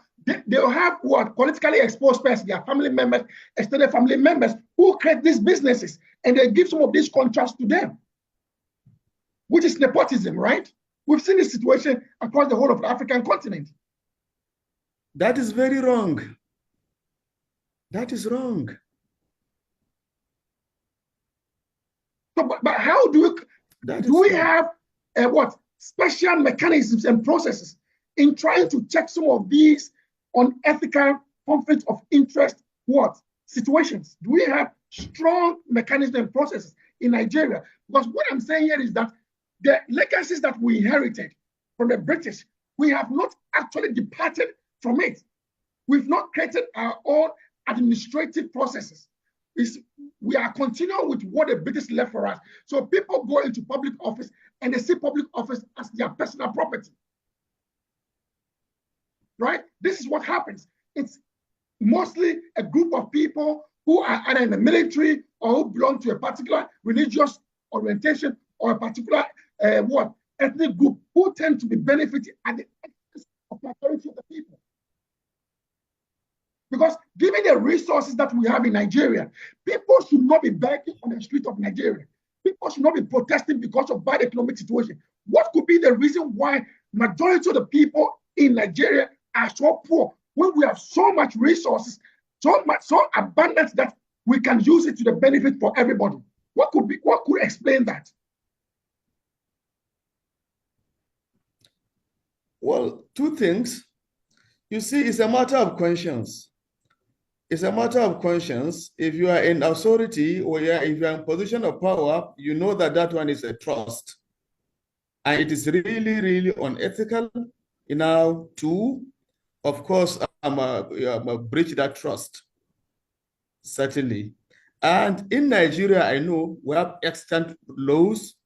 The code of conduct is there, the public service rule, all the rules are there, and they frown at it, but they sanction it. It is sanctioned. And again, on the part of the led, now once the leader does so, there's also the need on the part of the led to demand for good governance. So you see, there's this perception in Nigeria that everything that belongs to government, we do not own it. It is only in typical of us here. I don't know in other parts of the world, but in Nigeria today, so if you construct a borehole, if government constructs borehole for public, now come back after 6 months, that borehole will get spoiled. If it is dug by a private individual who is digging borehole and he is selling water, come in the next 10 years, nothing will happen to it. Right. Go to our public, go out to our healthcare institutions. The same thing. There's a federal teaching hospital I know that I know for about 7 times, they have been receiving donations of dialysis machine, but there's never a year that one dialysis machine lasts for 6 months. Right. So that is basically what I'm saying. Let me go to Okolawale, right? So what I'm saying here is that Doc raised the issue of a bad maintenance culture, right? We are not able to maintain this thing. And I'm saying that these things were legacies of the colonial system. These were things that we inherited from the colonial system. What have we changed, right? To be able to resolve some of these things where people see public access not to be maintained. We should be able to change that culture, but that culture came from the colonial era that we have inherited. What have we done over the past 60 years to be able to move away to make sure that some of these things have good maintenance? People in public office are held accountable. People in public office are very transparent in their dealings with government or with individuals or private sectors. What have we done so far? I mean, I wasn't born in the colonial era, Correct. if I may say, but from the little I have heard and read about the colonial era, I think it's actually the opposite. The maintenance culture was better then than it is now. At least people like Dr. Jafaru, who are people from that era, can testify. But I know what we hear was that at that time, Nigerians were a bit more cultured. Things were done a bit more properly. I think a lot of the degradation started mostly between the 80s and now. But that notwithstanding, right, I think that it's not just maintenance culture, it's 2 things. One, poor quality in the infrastructure. So you see a road awarded for billions of naira, and even from the very day the road is constructed, you look at this and you can say, no, this cannot be. You can almost tell that the integrity of that project is questioned, and you can almost tell yourself that over the next couple of years, this thing will not last. Some of the strongest infrastructure we have now were built, even pre-independence. Some of them are still standing. Some of those that were built in the 70s, look at the National Stadium, for example, right? No, the National Theater, for example. The look and feel got dilapidated, right, due to bad maintenance, but you can still tell the integrity of the structure, right? Now they've renovated it. Most of the renovation work that was done was to make it look finer, more modern, but the structure itself is still standing, right? So there's one thing, the integrity of, the engineers, the integrity of those who are delivering for us, ensuring the quality of the infrastructure. The second thing is about we as a people, having that culture, knowing that what's for the public is for all of us, right? Knowing that what's for the public is for all of us. I mean, when you have people, for example, Third Mainland Bridge that was constructed or renovated, if I may say. Just earlier this year or last year, we had cases of people going there to steal materials almost the very week after it was reopened. That's not good enough for us as a country. You can't have people going there to remove street lights, people attempting to cut, expansion joints. We've seen cases of railways, that people are attempting to steal the steel from the railway to go and sell. That's barbaric, to say the least, right? So the citizenry also have a role to play. Of course, there's a lot of hunger and desperation, right? But doing those things is not actually the way out, because how much would you even get from them anyway? Yeah, but do we need to be blaming the citizens, or should we blaming the system that has been created that put them in that kind of situation? Because look at the abundance resources that we have in Nigeria. Should people be living certain lives they live? Well, the system comprises the people and many other factors, right? So there is a systemic change that needs to happen in the country, Okay. right? And if we must be honest, to transform Nigeria will not take a year or two. It will take, a long term. And this is where I think we are missing it as a country. It's that lack of continuity, right, from one government to the other. I remember clearly, right, during the first democratically elected, in this fourth republic, Obasanjo's time, right, it wasn't the best of times, really, ever. Their times keep evolving. But you would see that there were some policy initiatives that were discontinued, right, by subsequent governments, right, that if they had continued, maybe we saw them as long. We saw them as 20-year plan. But what was 20 years in Obasanjo's time is the reality we're living today, right? If the Yar'Adua government has continued on those trajectory, if the Jonathan government had continued, but what you have is one government starts with, we had the MDG, SDG, during Obasanjo times, we had NAPEP, then another government comes, say, 7-point agenda. From 7-point agenda, another one comes, says another thing. A new government says renewed hope. When would we have a 50-year plan? Isn't that as a result of interest groups, right? This discontinuity, isn't it as a matter of interest, entrenched interest? Well, maybe, right? Because people might have funded a campaign and they need their money back. Maybe, but I honestly think that if there is a way to sort of have a developmental master plan for Nigeria that will be legislated, that will become a law, right, that successive governments we have to follow because it's a law. Because if you make a master plan now, after this government leaves, the next government is not bound to follow it because it's an initiative. But if it's a law, for the next government to change it will be tough, right? We have to get to that point where we have that, we're planning in decades, 10, 20, 30, 40, 50 years, right? And we are following it judiciously. We are following it religiously. Of course, we are being creative, but we're following it well, right? So we lost a lot of the things we gained during the Obasanjo, I'm sorry to mention, but previous tenures as successive tenures came and they were just, overriding and overriding. All right, thank you very much. Let's go to Momia, right? So looking at the economic hardships, the monetary and fiscal policies that the government is trying to impose, and the level of youth unemployment in Nigeria, this Sakawa boys, this Jakpa in Nigeria, what do you think are the security implications? What do you see to be the security implications of what is happening in terms of the economic hardships, the debt and everything? What are the security implications that you foresee is going to impact Nigeria in the long term?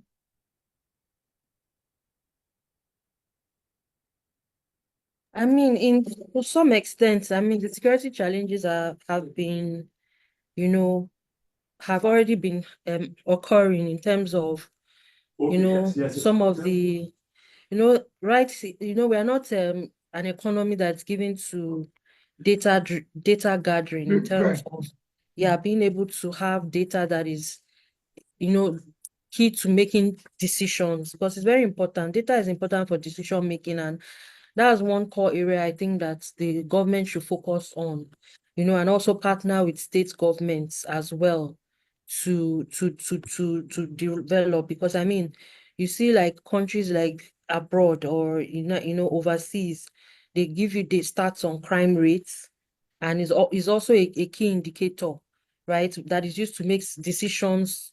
Government uses it to formulate policies. So when you say, okay, crime rates has increased by this percent, there's always a measure, and then the crime is even broken down into the different types of crimes you get.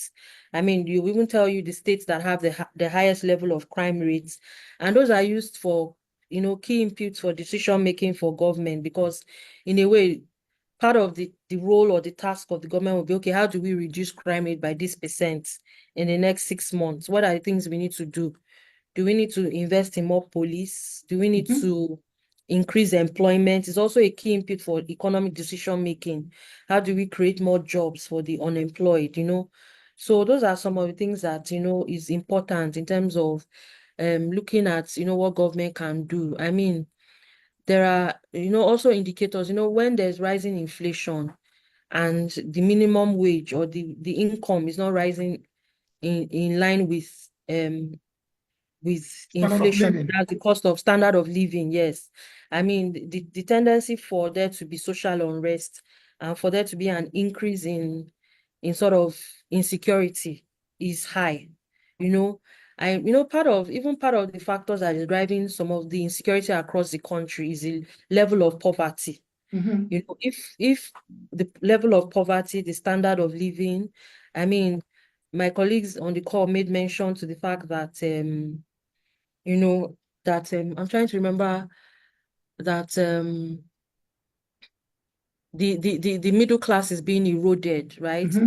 And Dr. Jami also said that even the rich cannot breathe, So the fact that the middle class is eroding and even the rich in the economy, I mean, we are seeing a lot of even those that can afford to live in the country relocating. That's not a good sign, right? Those that can afford to live in the country are actually the ones relocating. Is the upper class that are living in the country. It's the middle class. It's those that can, that can afford to pay for services are also leaving the country. So that's not a good sign. And what's left is, and then with a lot of even multinationals exiting because of the cost of living crisis. I mean, across the world, there's a cost of living crisis, of course. So those are factors that also will lead to insecurity. So it's important for the government to now sit down and look at it and say, okay, what are the ways that we can alleviate poverty levels in the country? How can we create more jobs? How can we, support business growth? Like support the expansion of business growth, create an enabling environment for businesses to survive and grow. How can we mitigate those things? And I know that one of we have the Fiscal Policy Reform Committee, and part of their work is not just to look at ways of streamlining the tax system and reducing taxes for the overall economy, but also looking at ways they can improve the ease of doing business within the economy so that more investment can come in. So these are issues that government have to look at, and it needs to be seen as a state of emergency. Right. Nigeria needs to be seen as being in a state of emergency, where across not just even how do you even balance, how do you spread growth across the states? Because some states are burdened while other states, because people are moving, also there's not just Migrating, migration correct. of the country, there's migration even within the country, where people are moving from areas where there is low economic growth to areas where economic growth is higher, and those ones are suffering the strain of those, So there's a need for them not just to be good, but government should also partner with states to say, okay, how can we drive growth in a way that even this idea of the tax system, how can we even the tax system itself needs to be, how will I say, liberalized, reformed, yeah, so that states themselves can also focus on generating taxes. And the way to generate taxes, if you create business opportunities for businesses to flow into I mean, when you look at some countries, you find that there are certain states, like let's give America as an example. There are certain states that are known for certain economic growth. You know, they are the motor cities like Detroit, Michigan, where you have the car manufacturers. You have some states, it's food businesses. Some states is oil and gas. Some states. So how do you take advantage of the comparative advantage across that? In the north is very rich in agricultural resources. And, you know, because of the insecurity, a lot of the agricultural communities have been impacted. Agriculture used to be one of the major drivers of growth of the Nigerian economy, the agricultural sector. So what can we do to ensure that security is improved upon so that the farmers can go back to the farms and restore the growth of that sector? And from the farms, you can now build factories around the farms, like areas where, you know, there are specific agricultural commodities, build factories around those farms, improve on the road system so that the value chain, strengthen the value chain for exports, you know, in those areas. I mean, you see some state governors building cargo airports so that they can easily move some of these agricultural commodities from the farms straight to the manufacturing areas where they are needed. But you can also build factories up in those areas so that not only creating jobs for the farmers, you are creating jobs for the non-farmers, the youths. They can go into those manufacturing sector and become employees. You know, they work in those factories, and you create in some of these businesses create housing. You know, from there you can see that more businesses are created. When factories are created, employees move to those places, workers migrate there. You create housing to house the workers. You create hospitals to take, you know, schools are built. So that's how development happens. Right. So these are some, yeah. All right, so let me follow up with Dr. Jafaru, right? So Momia was saying that Nigeria is more or less in a state of what? Emergency. She listed some of the security challenges, right? Poverty, right? Youth unemployment, people are leaving the country. Now, Nigeria has a national security strategy. Does the national security strategy looks at some of the internal security threats in terms of the poverty that we are talking about, in terms of the youth unemployment, that these are internal security challenges that must be addressed compared to a focus on terrorism, right? If you look at the national security strategy, it's more focused on terrorism, which has to do with the army, rather than focus on the police being able to have first-hand information about what is happening, data about people moving back and forth, right? Should we be actually be giving the police more resources for them to be able to address internal security in Nigeria, instead of being so much focused on terrorism and counter-terrorism, when money is mostly being given to the army?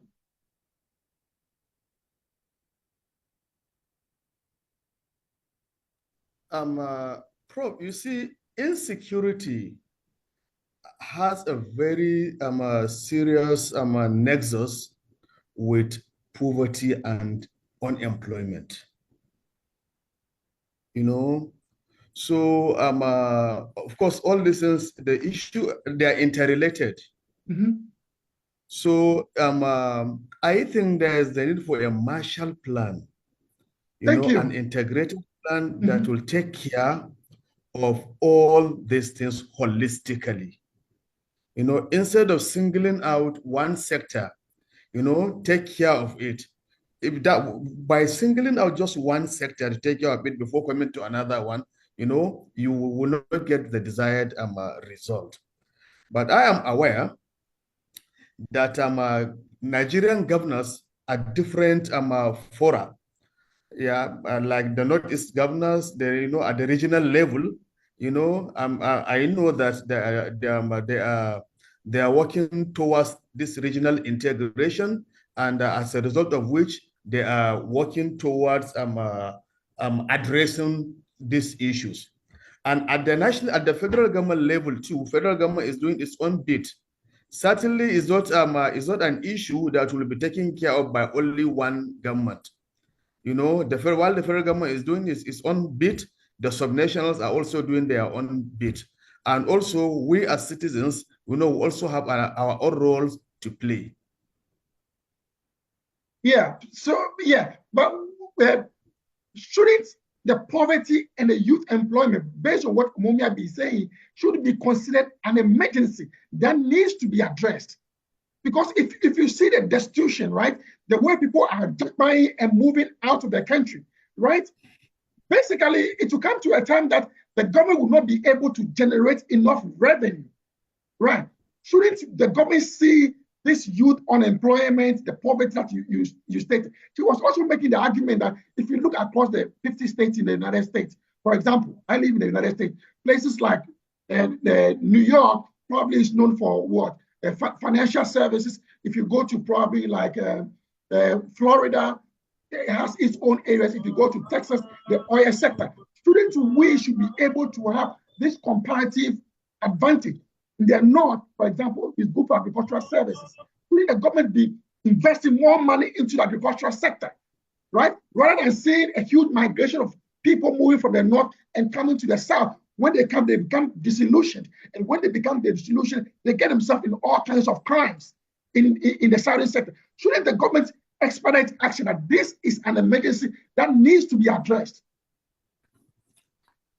Well, the gravity of the problem, is, going by, because of the gravity of the problem, that's why, but government is doing a lot. Government is doing a lot towards this. For example, now, I know that, okay, for example, now in Bank of Industry as it is today, now they are giving out money for startups. Do you understand? And also the same thing with Bank of Agriculture, and also humanitarian ministry are also doing their own bit. State governments are doing their own, but it is not something that will be done in, that it's not something that you see the result immediately. No, it will take time. Okay, all right. So time is fast spent. Let's go to Akolowale. What is your closing remarks in terms of what we should be doing in terms of linking national security to the debt, right? Because the more debt we are accruing, the more we have to levy more taxes on people, and it will come to a time that people are going to rise, like what it did in Kenya, right? Like you said, the debt to be used efficiently. Right, we know situation in Nigeria where money that are meant for public projects and in people's pockets, people are signing checks into their own private bank accounts. These are unethical issues, right? Taking money away that is meant for public good, it is now ending up in people's private pockets. These are situations which are worrying in terms of trying to link debt with national security. What's your final word on that? Well, thank you, Professor. I think the first thing we must realize is that security is not only physical, right? And the problem we have is that we think of security only physical, right? There is food security, right? There's social security. It is the dilapidation of these other aspects that actually heightens the physical security. So when there is unemployment and people are hungry, they become a ready militia that can be leveraged to create mayhem, right? So the investment we fail to make in having education security, social security, food security, we then would have to spend that money to prevent or to cure, right, the aftermath of it, which is jobless youth who become recruited into vices, right? So tying our budget to security for me means the money that, if you want to avoid spending much more on national security in the next 10 years, spend much more on education, right? Because the young person who is uneducated, who is unemployment, who is unfed, who is unemployable, I beg your pardon, who is unfed, who doesn't have a job now, in the next 20 years, can become the guy causing vices tomorrow. Right? And go and check it. The guys who are in Boko Haram 10, 15, 20 years ago didn't go to school. They were not fed and all. So for us, in my view, rather, national security, our budget should deal more with these areas. While, of course, we continue to deal with the physical security. Thank you very much, Professor. Thank you very much. Let's go to Momia. Your closing remarks, trying to look at the debt and the lack of the issues about poverty, youth unemployment, lack of education, illiteracy, right? People don't have jobs, market women don't even have startup money to do business. How do you relate that to security going forward? Sorry, I didn't get your question again, Dr. Bertram. Can you come again? I'm saying that what is your closing remarks in terms of some of the things that you enumerated, in terms of youth unemployment, in terms of poverty, right? What do you think government should be doing, right, to avoid this emergency that you are talking about? I mean, like we said, they need to declare a state of emergency, right, in the country, because, you know, and acknowledge the fact that there's a crisis that needs solutions, right? And, you know, come to the drawing board to look at how do we resolve these issues. I mean, the reforms of the economy starts with the government, right? I know, and my colleagues have on the call have constantly talked about government spending, fiscal prudence, like where are the areas we need to be prudent in order to free up more revenues to spend in critical sectors that need it. You know, I know that the government has been trying to institute social safety nets, right, for the those at the bottom of the pyramid, the poor, you know, to support them at this time. But in order to do that, you need revenues, you need funding to be able to do that. And with the increased debt burden, there's only very little limits they have to be able to sustain that. So there's a need for the government to first of all look inward. The messaging has to come from the government itself. You know, in a situation where you are asking people to kind of cut costs, you're asking people to tighten their belts, Right? Yeah. And people are seeing you and you're not tightening your own belts. You know, you're still going with a large delegation for certain global events that maybe don't require some of these people. You are buying new assets, you know, things that are not maybe, that do not add value, you get. So there's a need for government to show the country that they themselves are also willing to sacrifice the way that the populace is sacrificing, in a way that would help to mitigate some of the anger and the you know, the social insecurity in the economy. You know, if they eliminate a lot of wastages and plow that back into funding critical sectors that need the funding right now, I think that would also go a long way to help in terms of, and then, like I said, private sector-led growth. The private sector needs to drive the growth of the economy. And the only way they can do that is if you create an enabling environment for businesses to grow, eliminate multiple taxes, streamline tax payments, you know, provide a buffer to the business sector in these hard times that will enable them to be able to, you know, build back their businesses. You know, increase the minimum wage. Where would the money come from? It will have to come from, you know, eliminating those leakages and wastages, you know, within the government. So those are some of the ways that they can be able to, you know, and have a plan of how, okay, we're at this level. I mean, when you look at India and China and how much they've been able to reduce poverty, they had a plan. Maybe poverty was at a high percent. They were one of the poorest countries, like India, in terms of poverty rates. But they had a plan. And you could see the effect of that plan by how much poverty has reduced. The middle class has expanded in those countries. And then they're even overtaking some of the traditional European countries on the list of the top 10 largest economies in the world. They are moving up those lists. So the government has to have a plan of, okay, we are going to reduce poverty by 10% every year. And this is what we are going to do to achieve that, you get. And in order, so those plans need to be implementable as well. They have to have the political will. Political will is very important. Without it, government cannot do much. Without that political will, so the top has to be willing to make those sacrifices and implement those policies. Yeah, thank you very much. Thank you very much. So, since Omomia brought the issue about China, I just want to give you some data, right? Between 1979 up to now, China has been able to raise over 500 million people from poverty to the middle income class. That's a huge chunk of people. Now, let's come back to you, Dr. Jafar. You have the last word, right? We know that Nigeria's crisis is a lot. And the government is doing what it can do, is doing its possible best. But the problem is that we have a situation where government starts a project, another government comes, it abandons it. And we know the level of corruption also in Nigeria.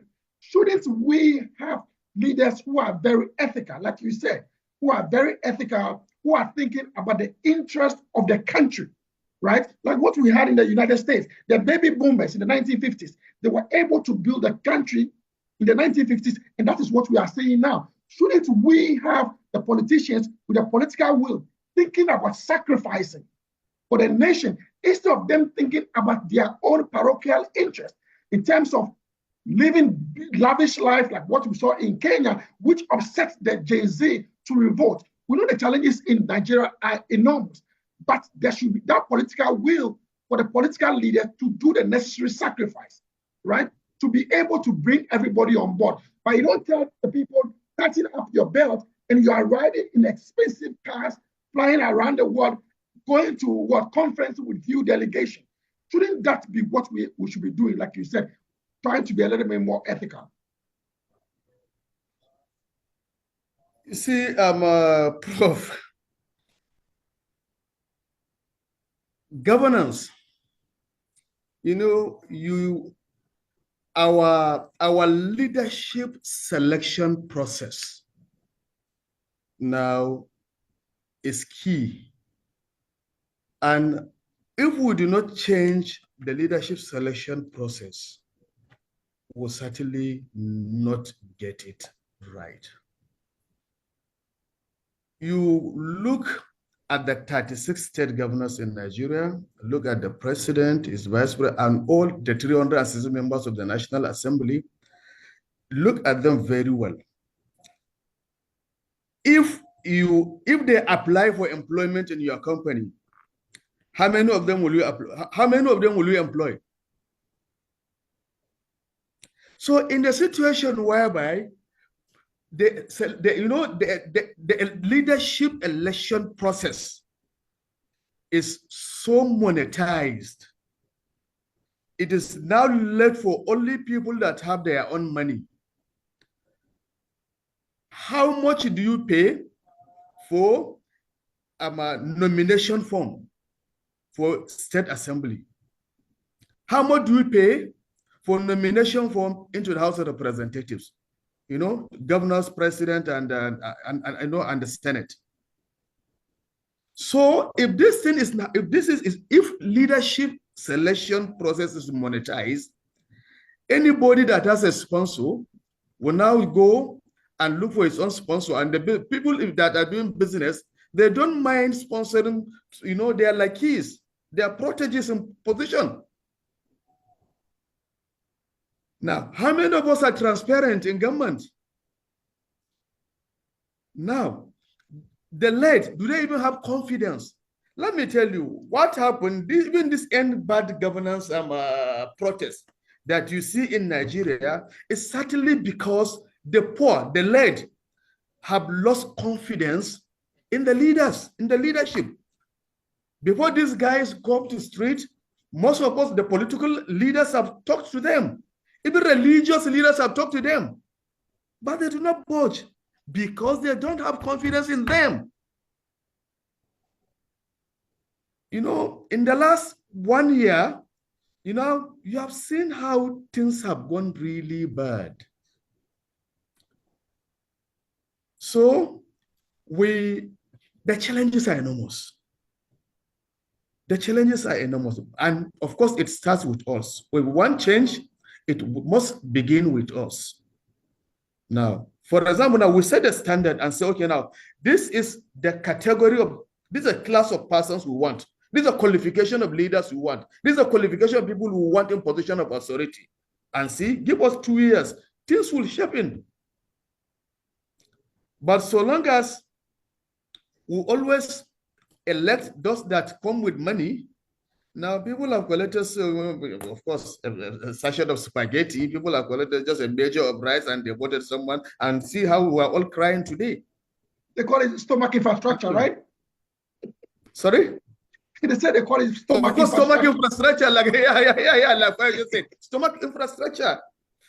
So we must persevere. We must persevere, and we must stand firm and say we want the right thing to be done, and we must demand for good governance. If we do that one, certainly we'll get things done in the right way. Thank you. Thank you very much. Now, don't forget that we say we in political science, the way Nigeria goes is the way Africa goes, right? Nigeria is the embodiment of everything that happens in Africa, right? So if Nigeria is not able to put its acts together, it creates a whole problem for the whole of sub-Saharan Africa, right? So if Nigeria is able to put its house in order, it becomes the hegemon, right? It becomes the hegemon who can speak, right? See what is happening in with Burkina Faso, Mali, and Niger, right? And Nigeria is caught up. But Nigeria in the past used to be the leader, trying to lead the way by telling us the direction that we need to go. But here we have a Nigeria which is more or less in a crisis. So we hope and pray that Nigeria will be able to get its act together to lead Africa or to lead sub-Saharan Africa. Instead of we now currently relying on South Africa and relying also on Senegal to show us the way, right? So on this note, you want to say something briefly? No. I just want to say that I am confident that the sleeping giant of Africa has woken up. And certainly in a maximum of 5 years from today, we will get there. I am confident about that. Thank you very much, right. So on this note, I want to take this opportunity to thank Dr. Jafaru Omomia and Akolawale for joining us today on the Sankofa African Affairs series. Like I said, next week we'll be hosting the Director of Prosperity of the World Bank in Washington, D.C., where we are going to bring youth leaders across the African continent to engage him based on what is actually happening on the African continent in terms of debt and its impact on the citizens. So we'll be looking forward to having a good program next week. On this note, I say thank you to all of you and enjoy the rest of your weekend from New York. All right. So see you. Thank you very much, Prof. Thank you very much. Right. Thank you, Dr. Jafaru. Thank you so very much. Again, yeah. Omo. Thank you very much, sir. Omomia, all right, thank you so very much. It is really, really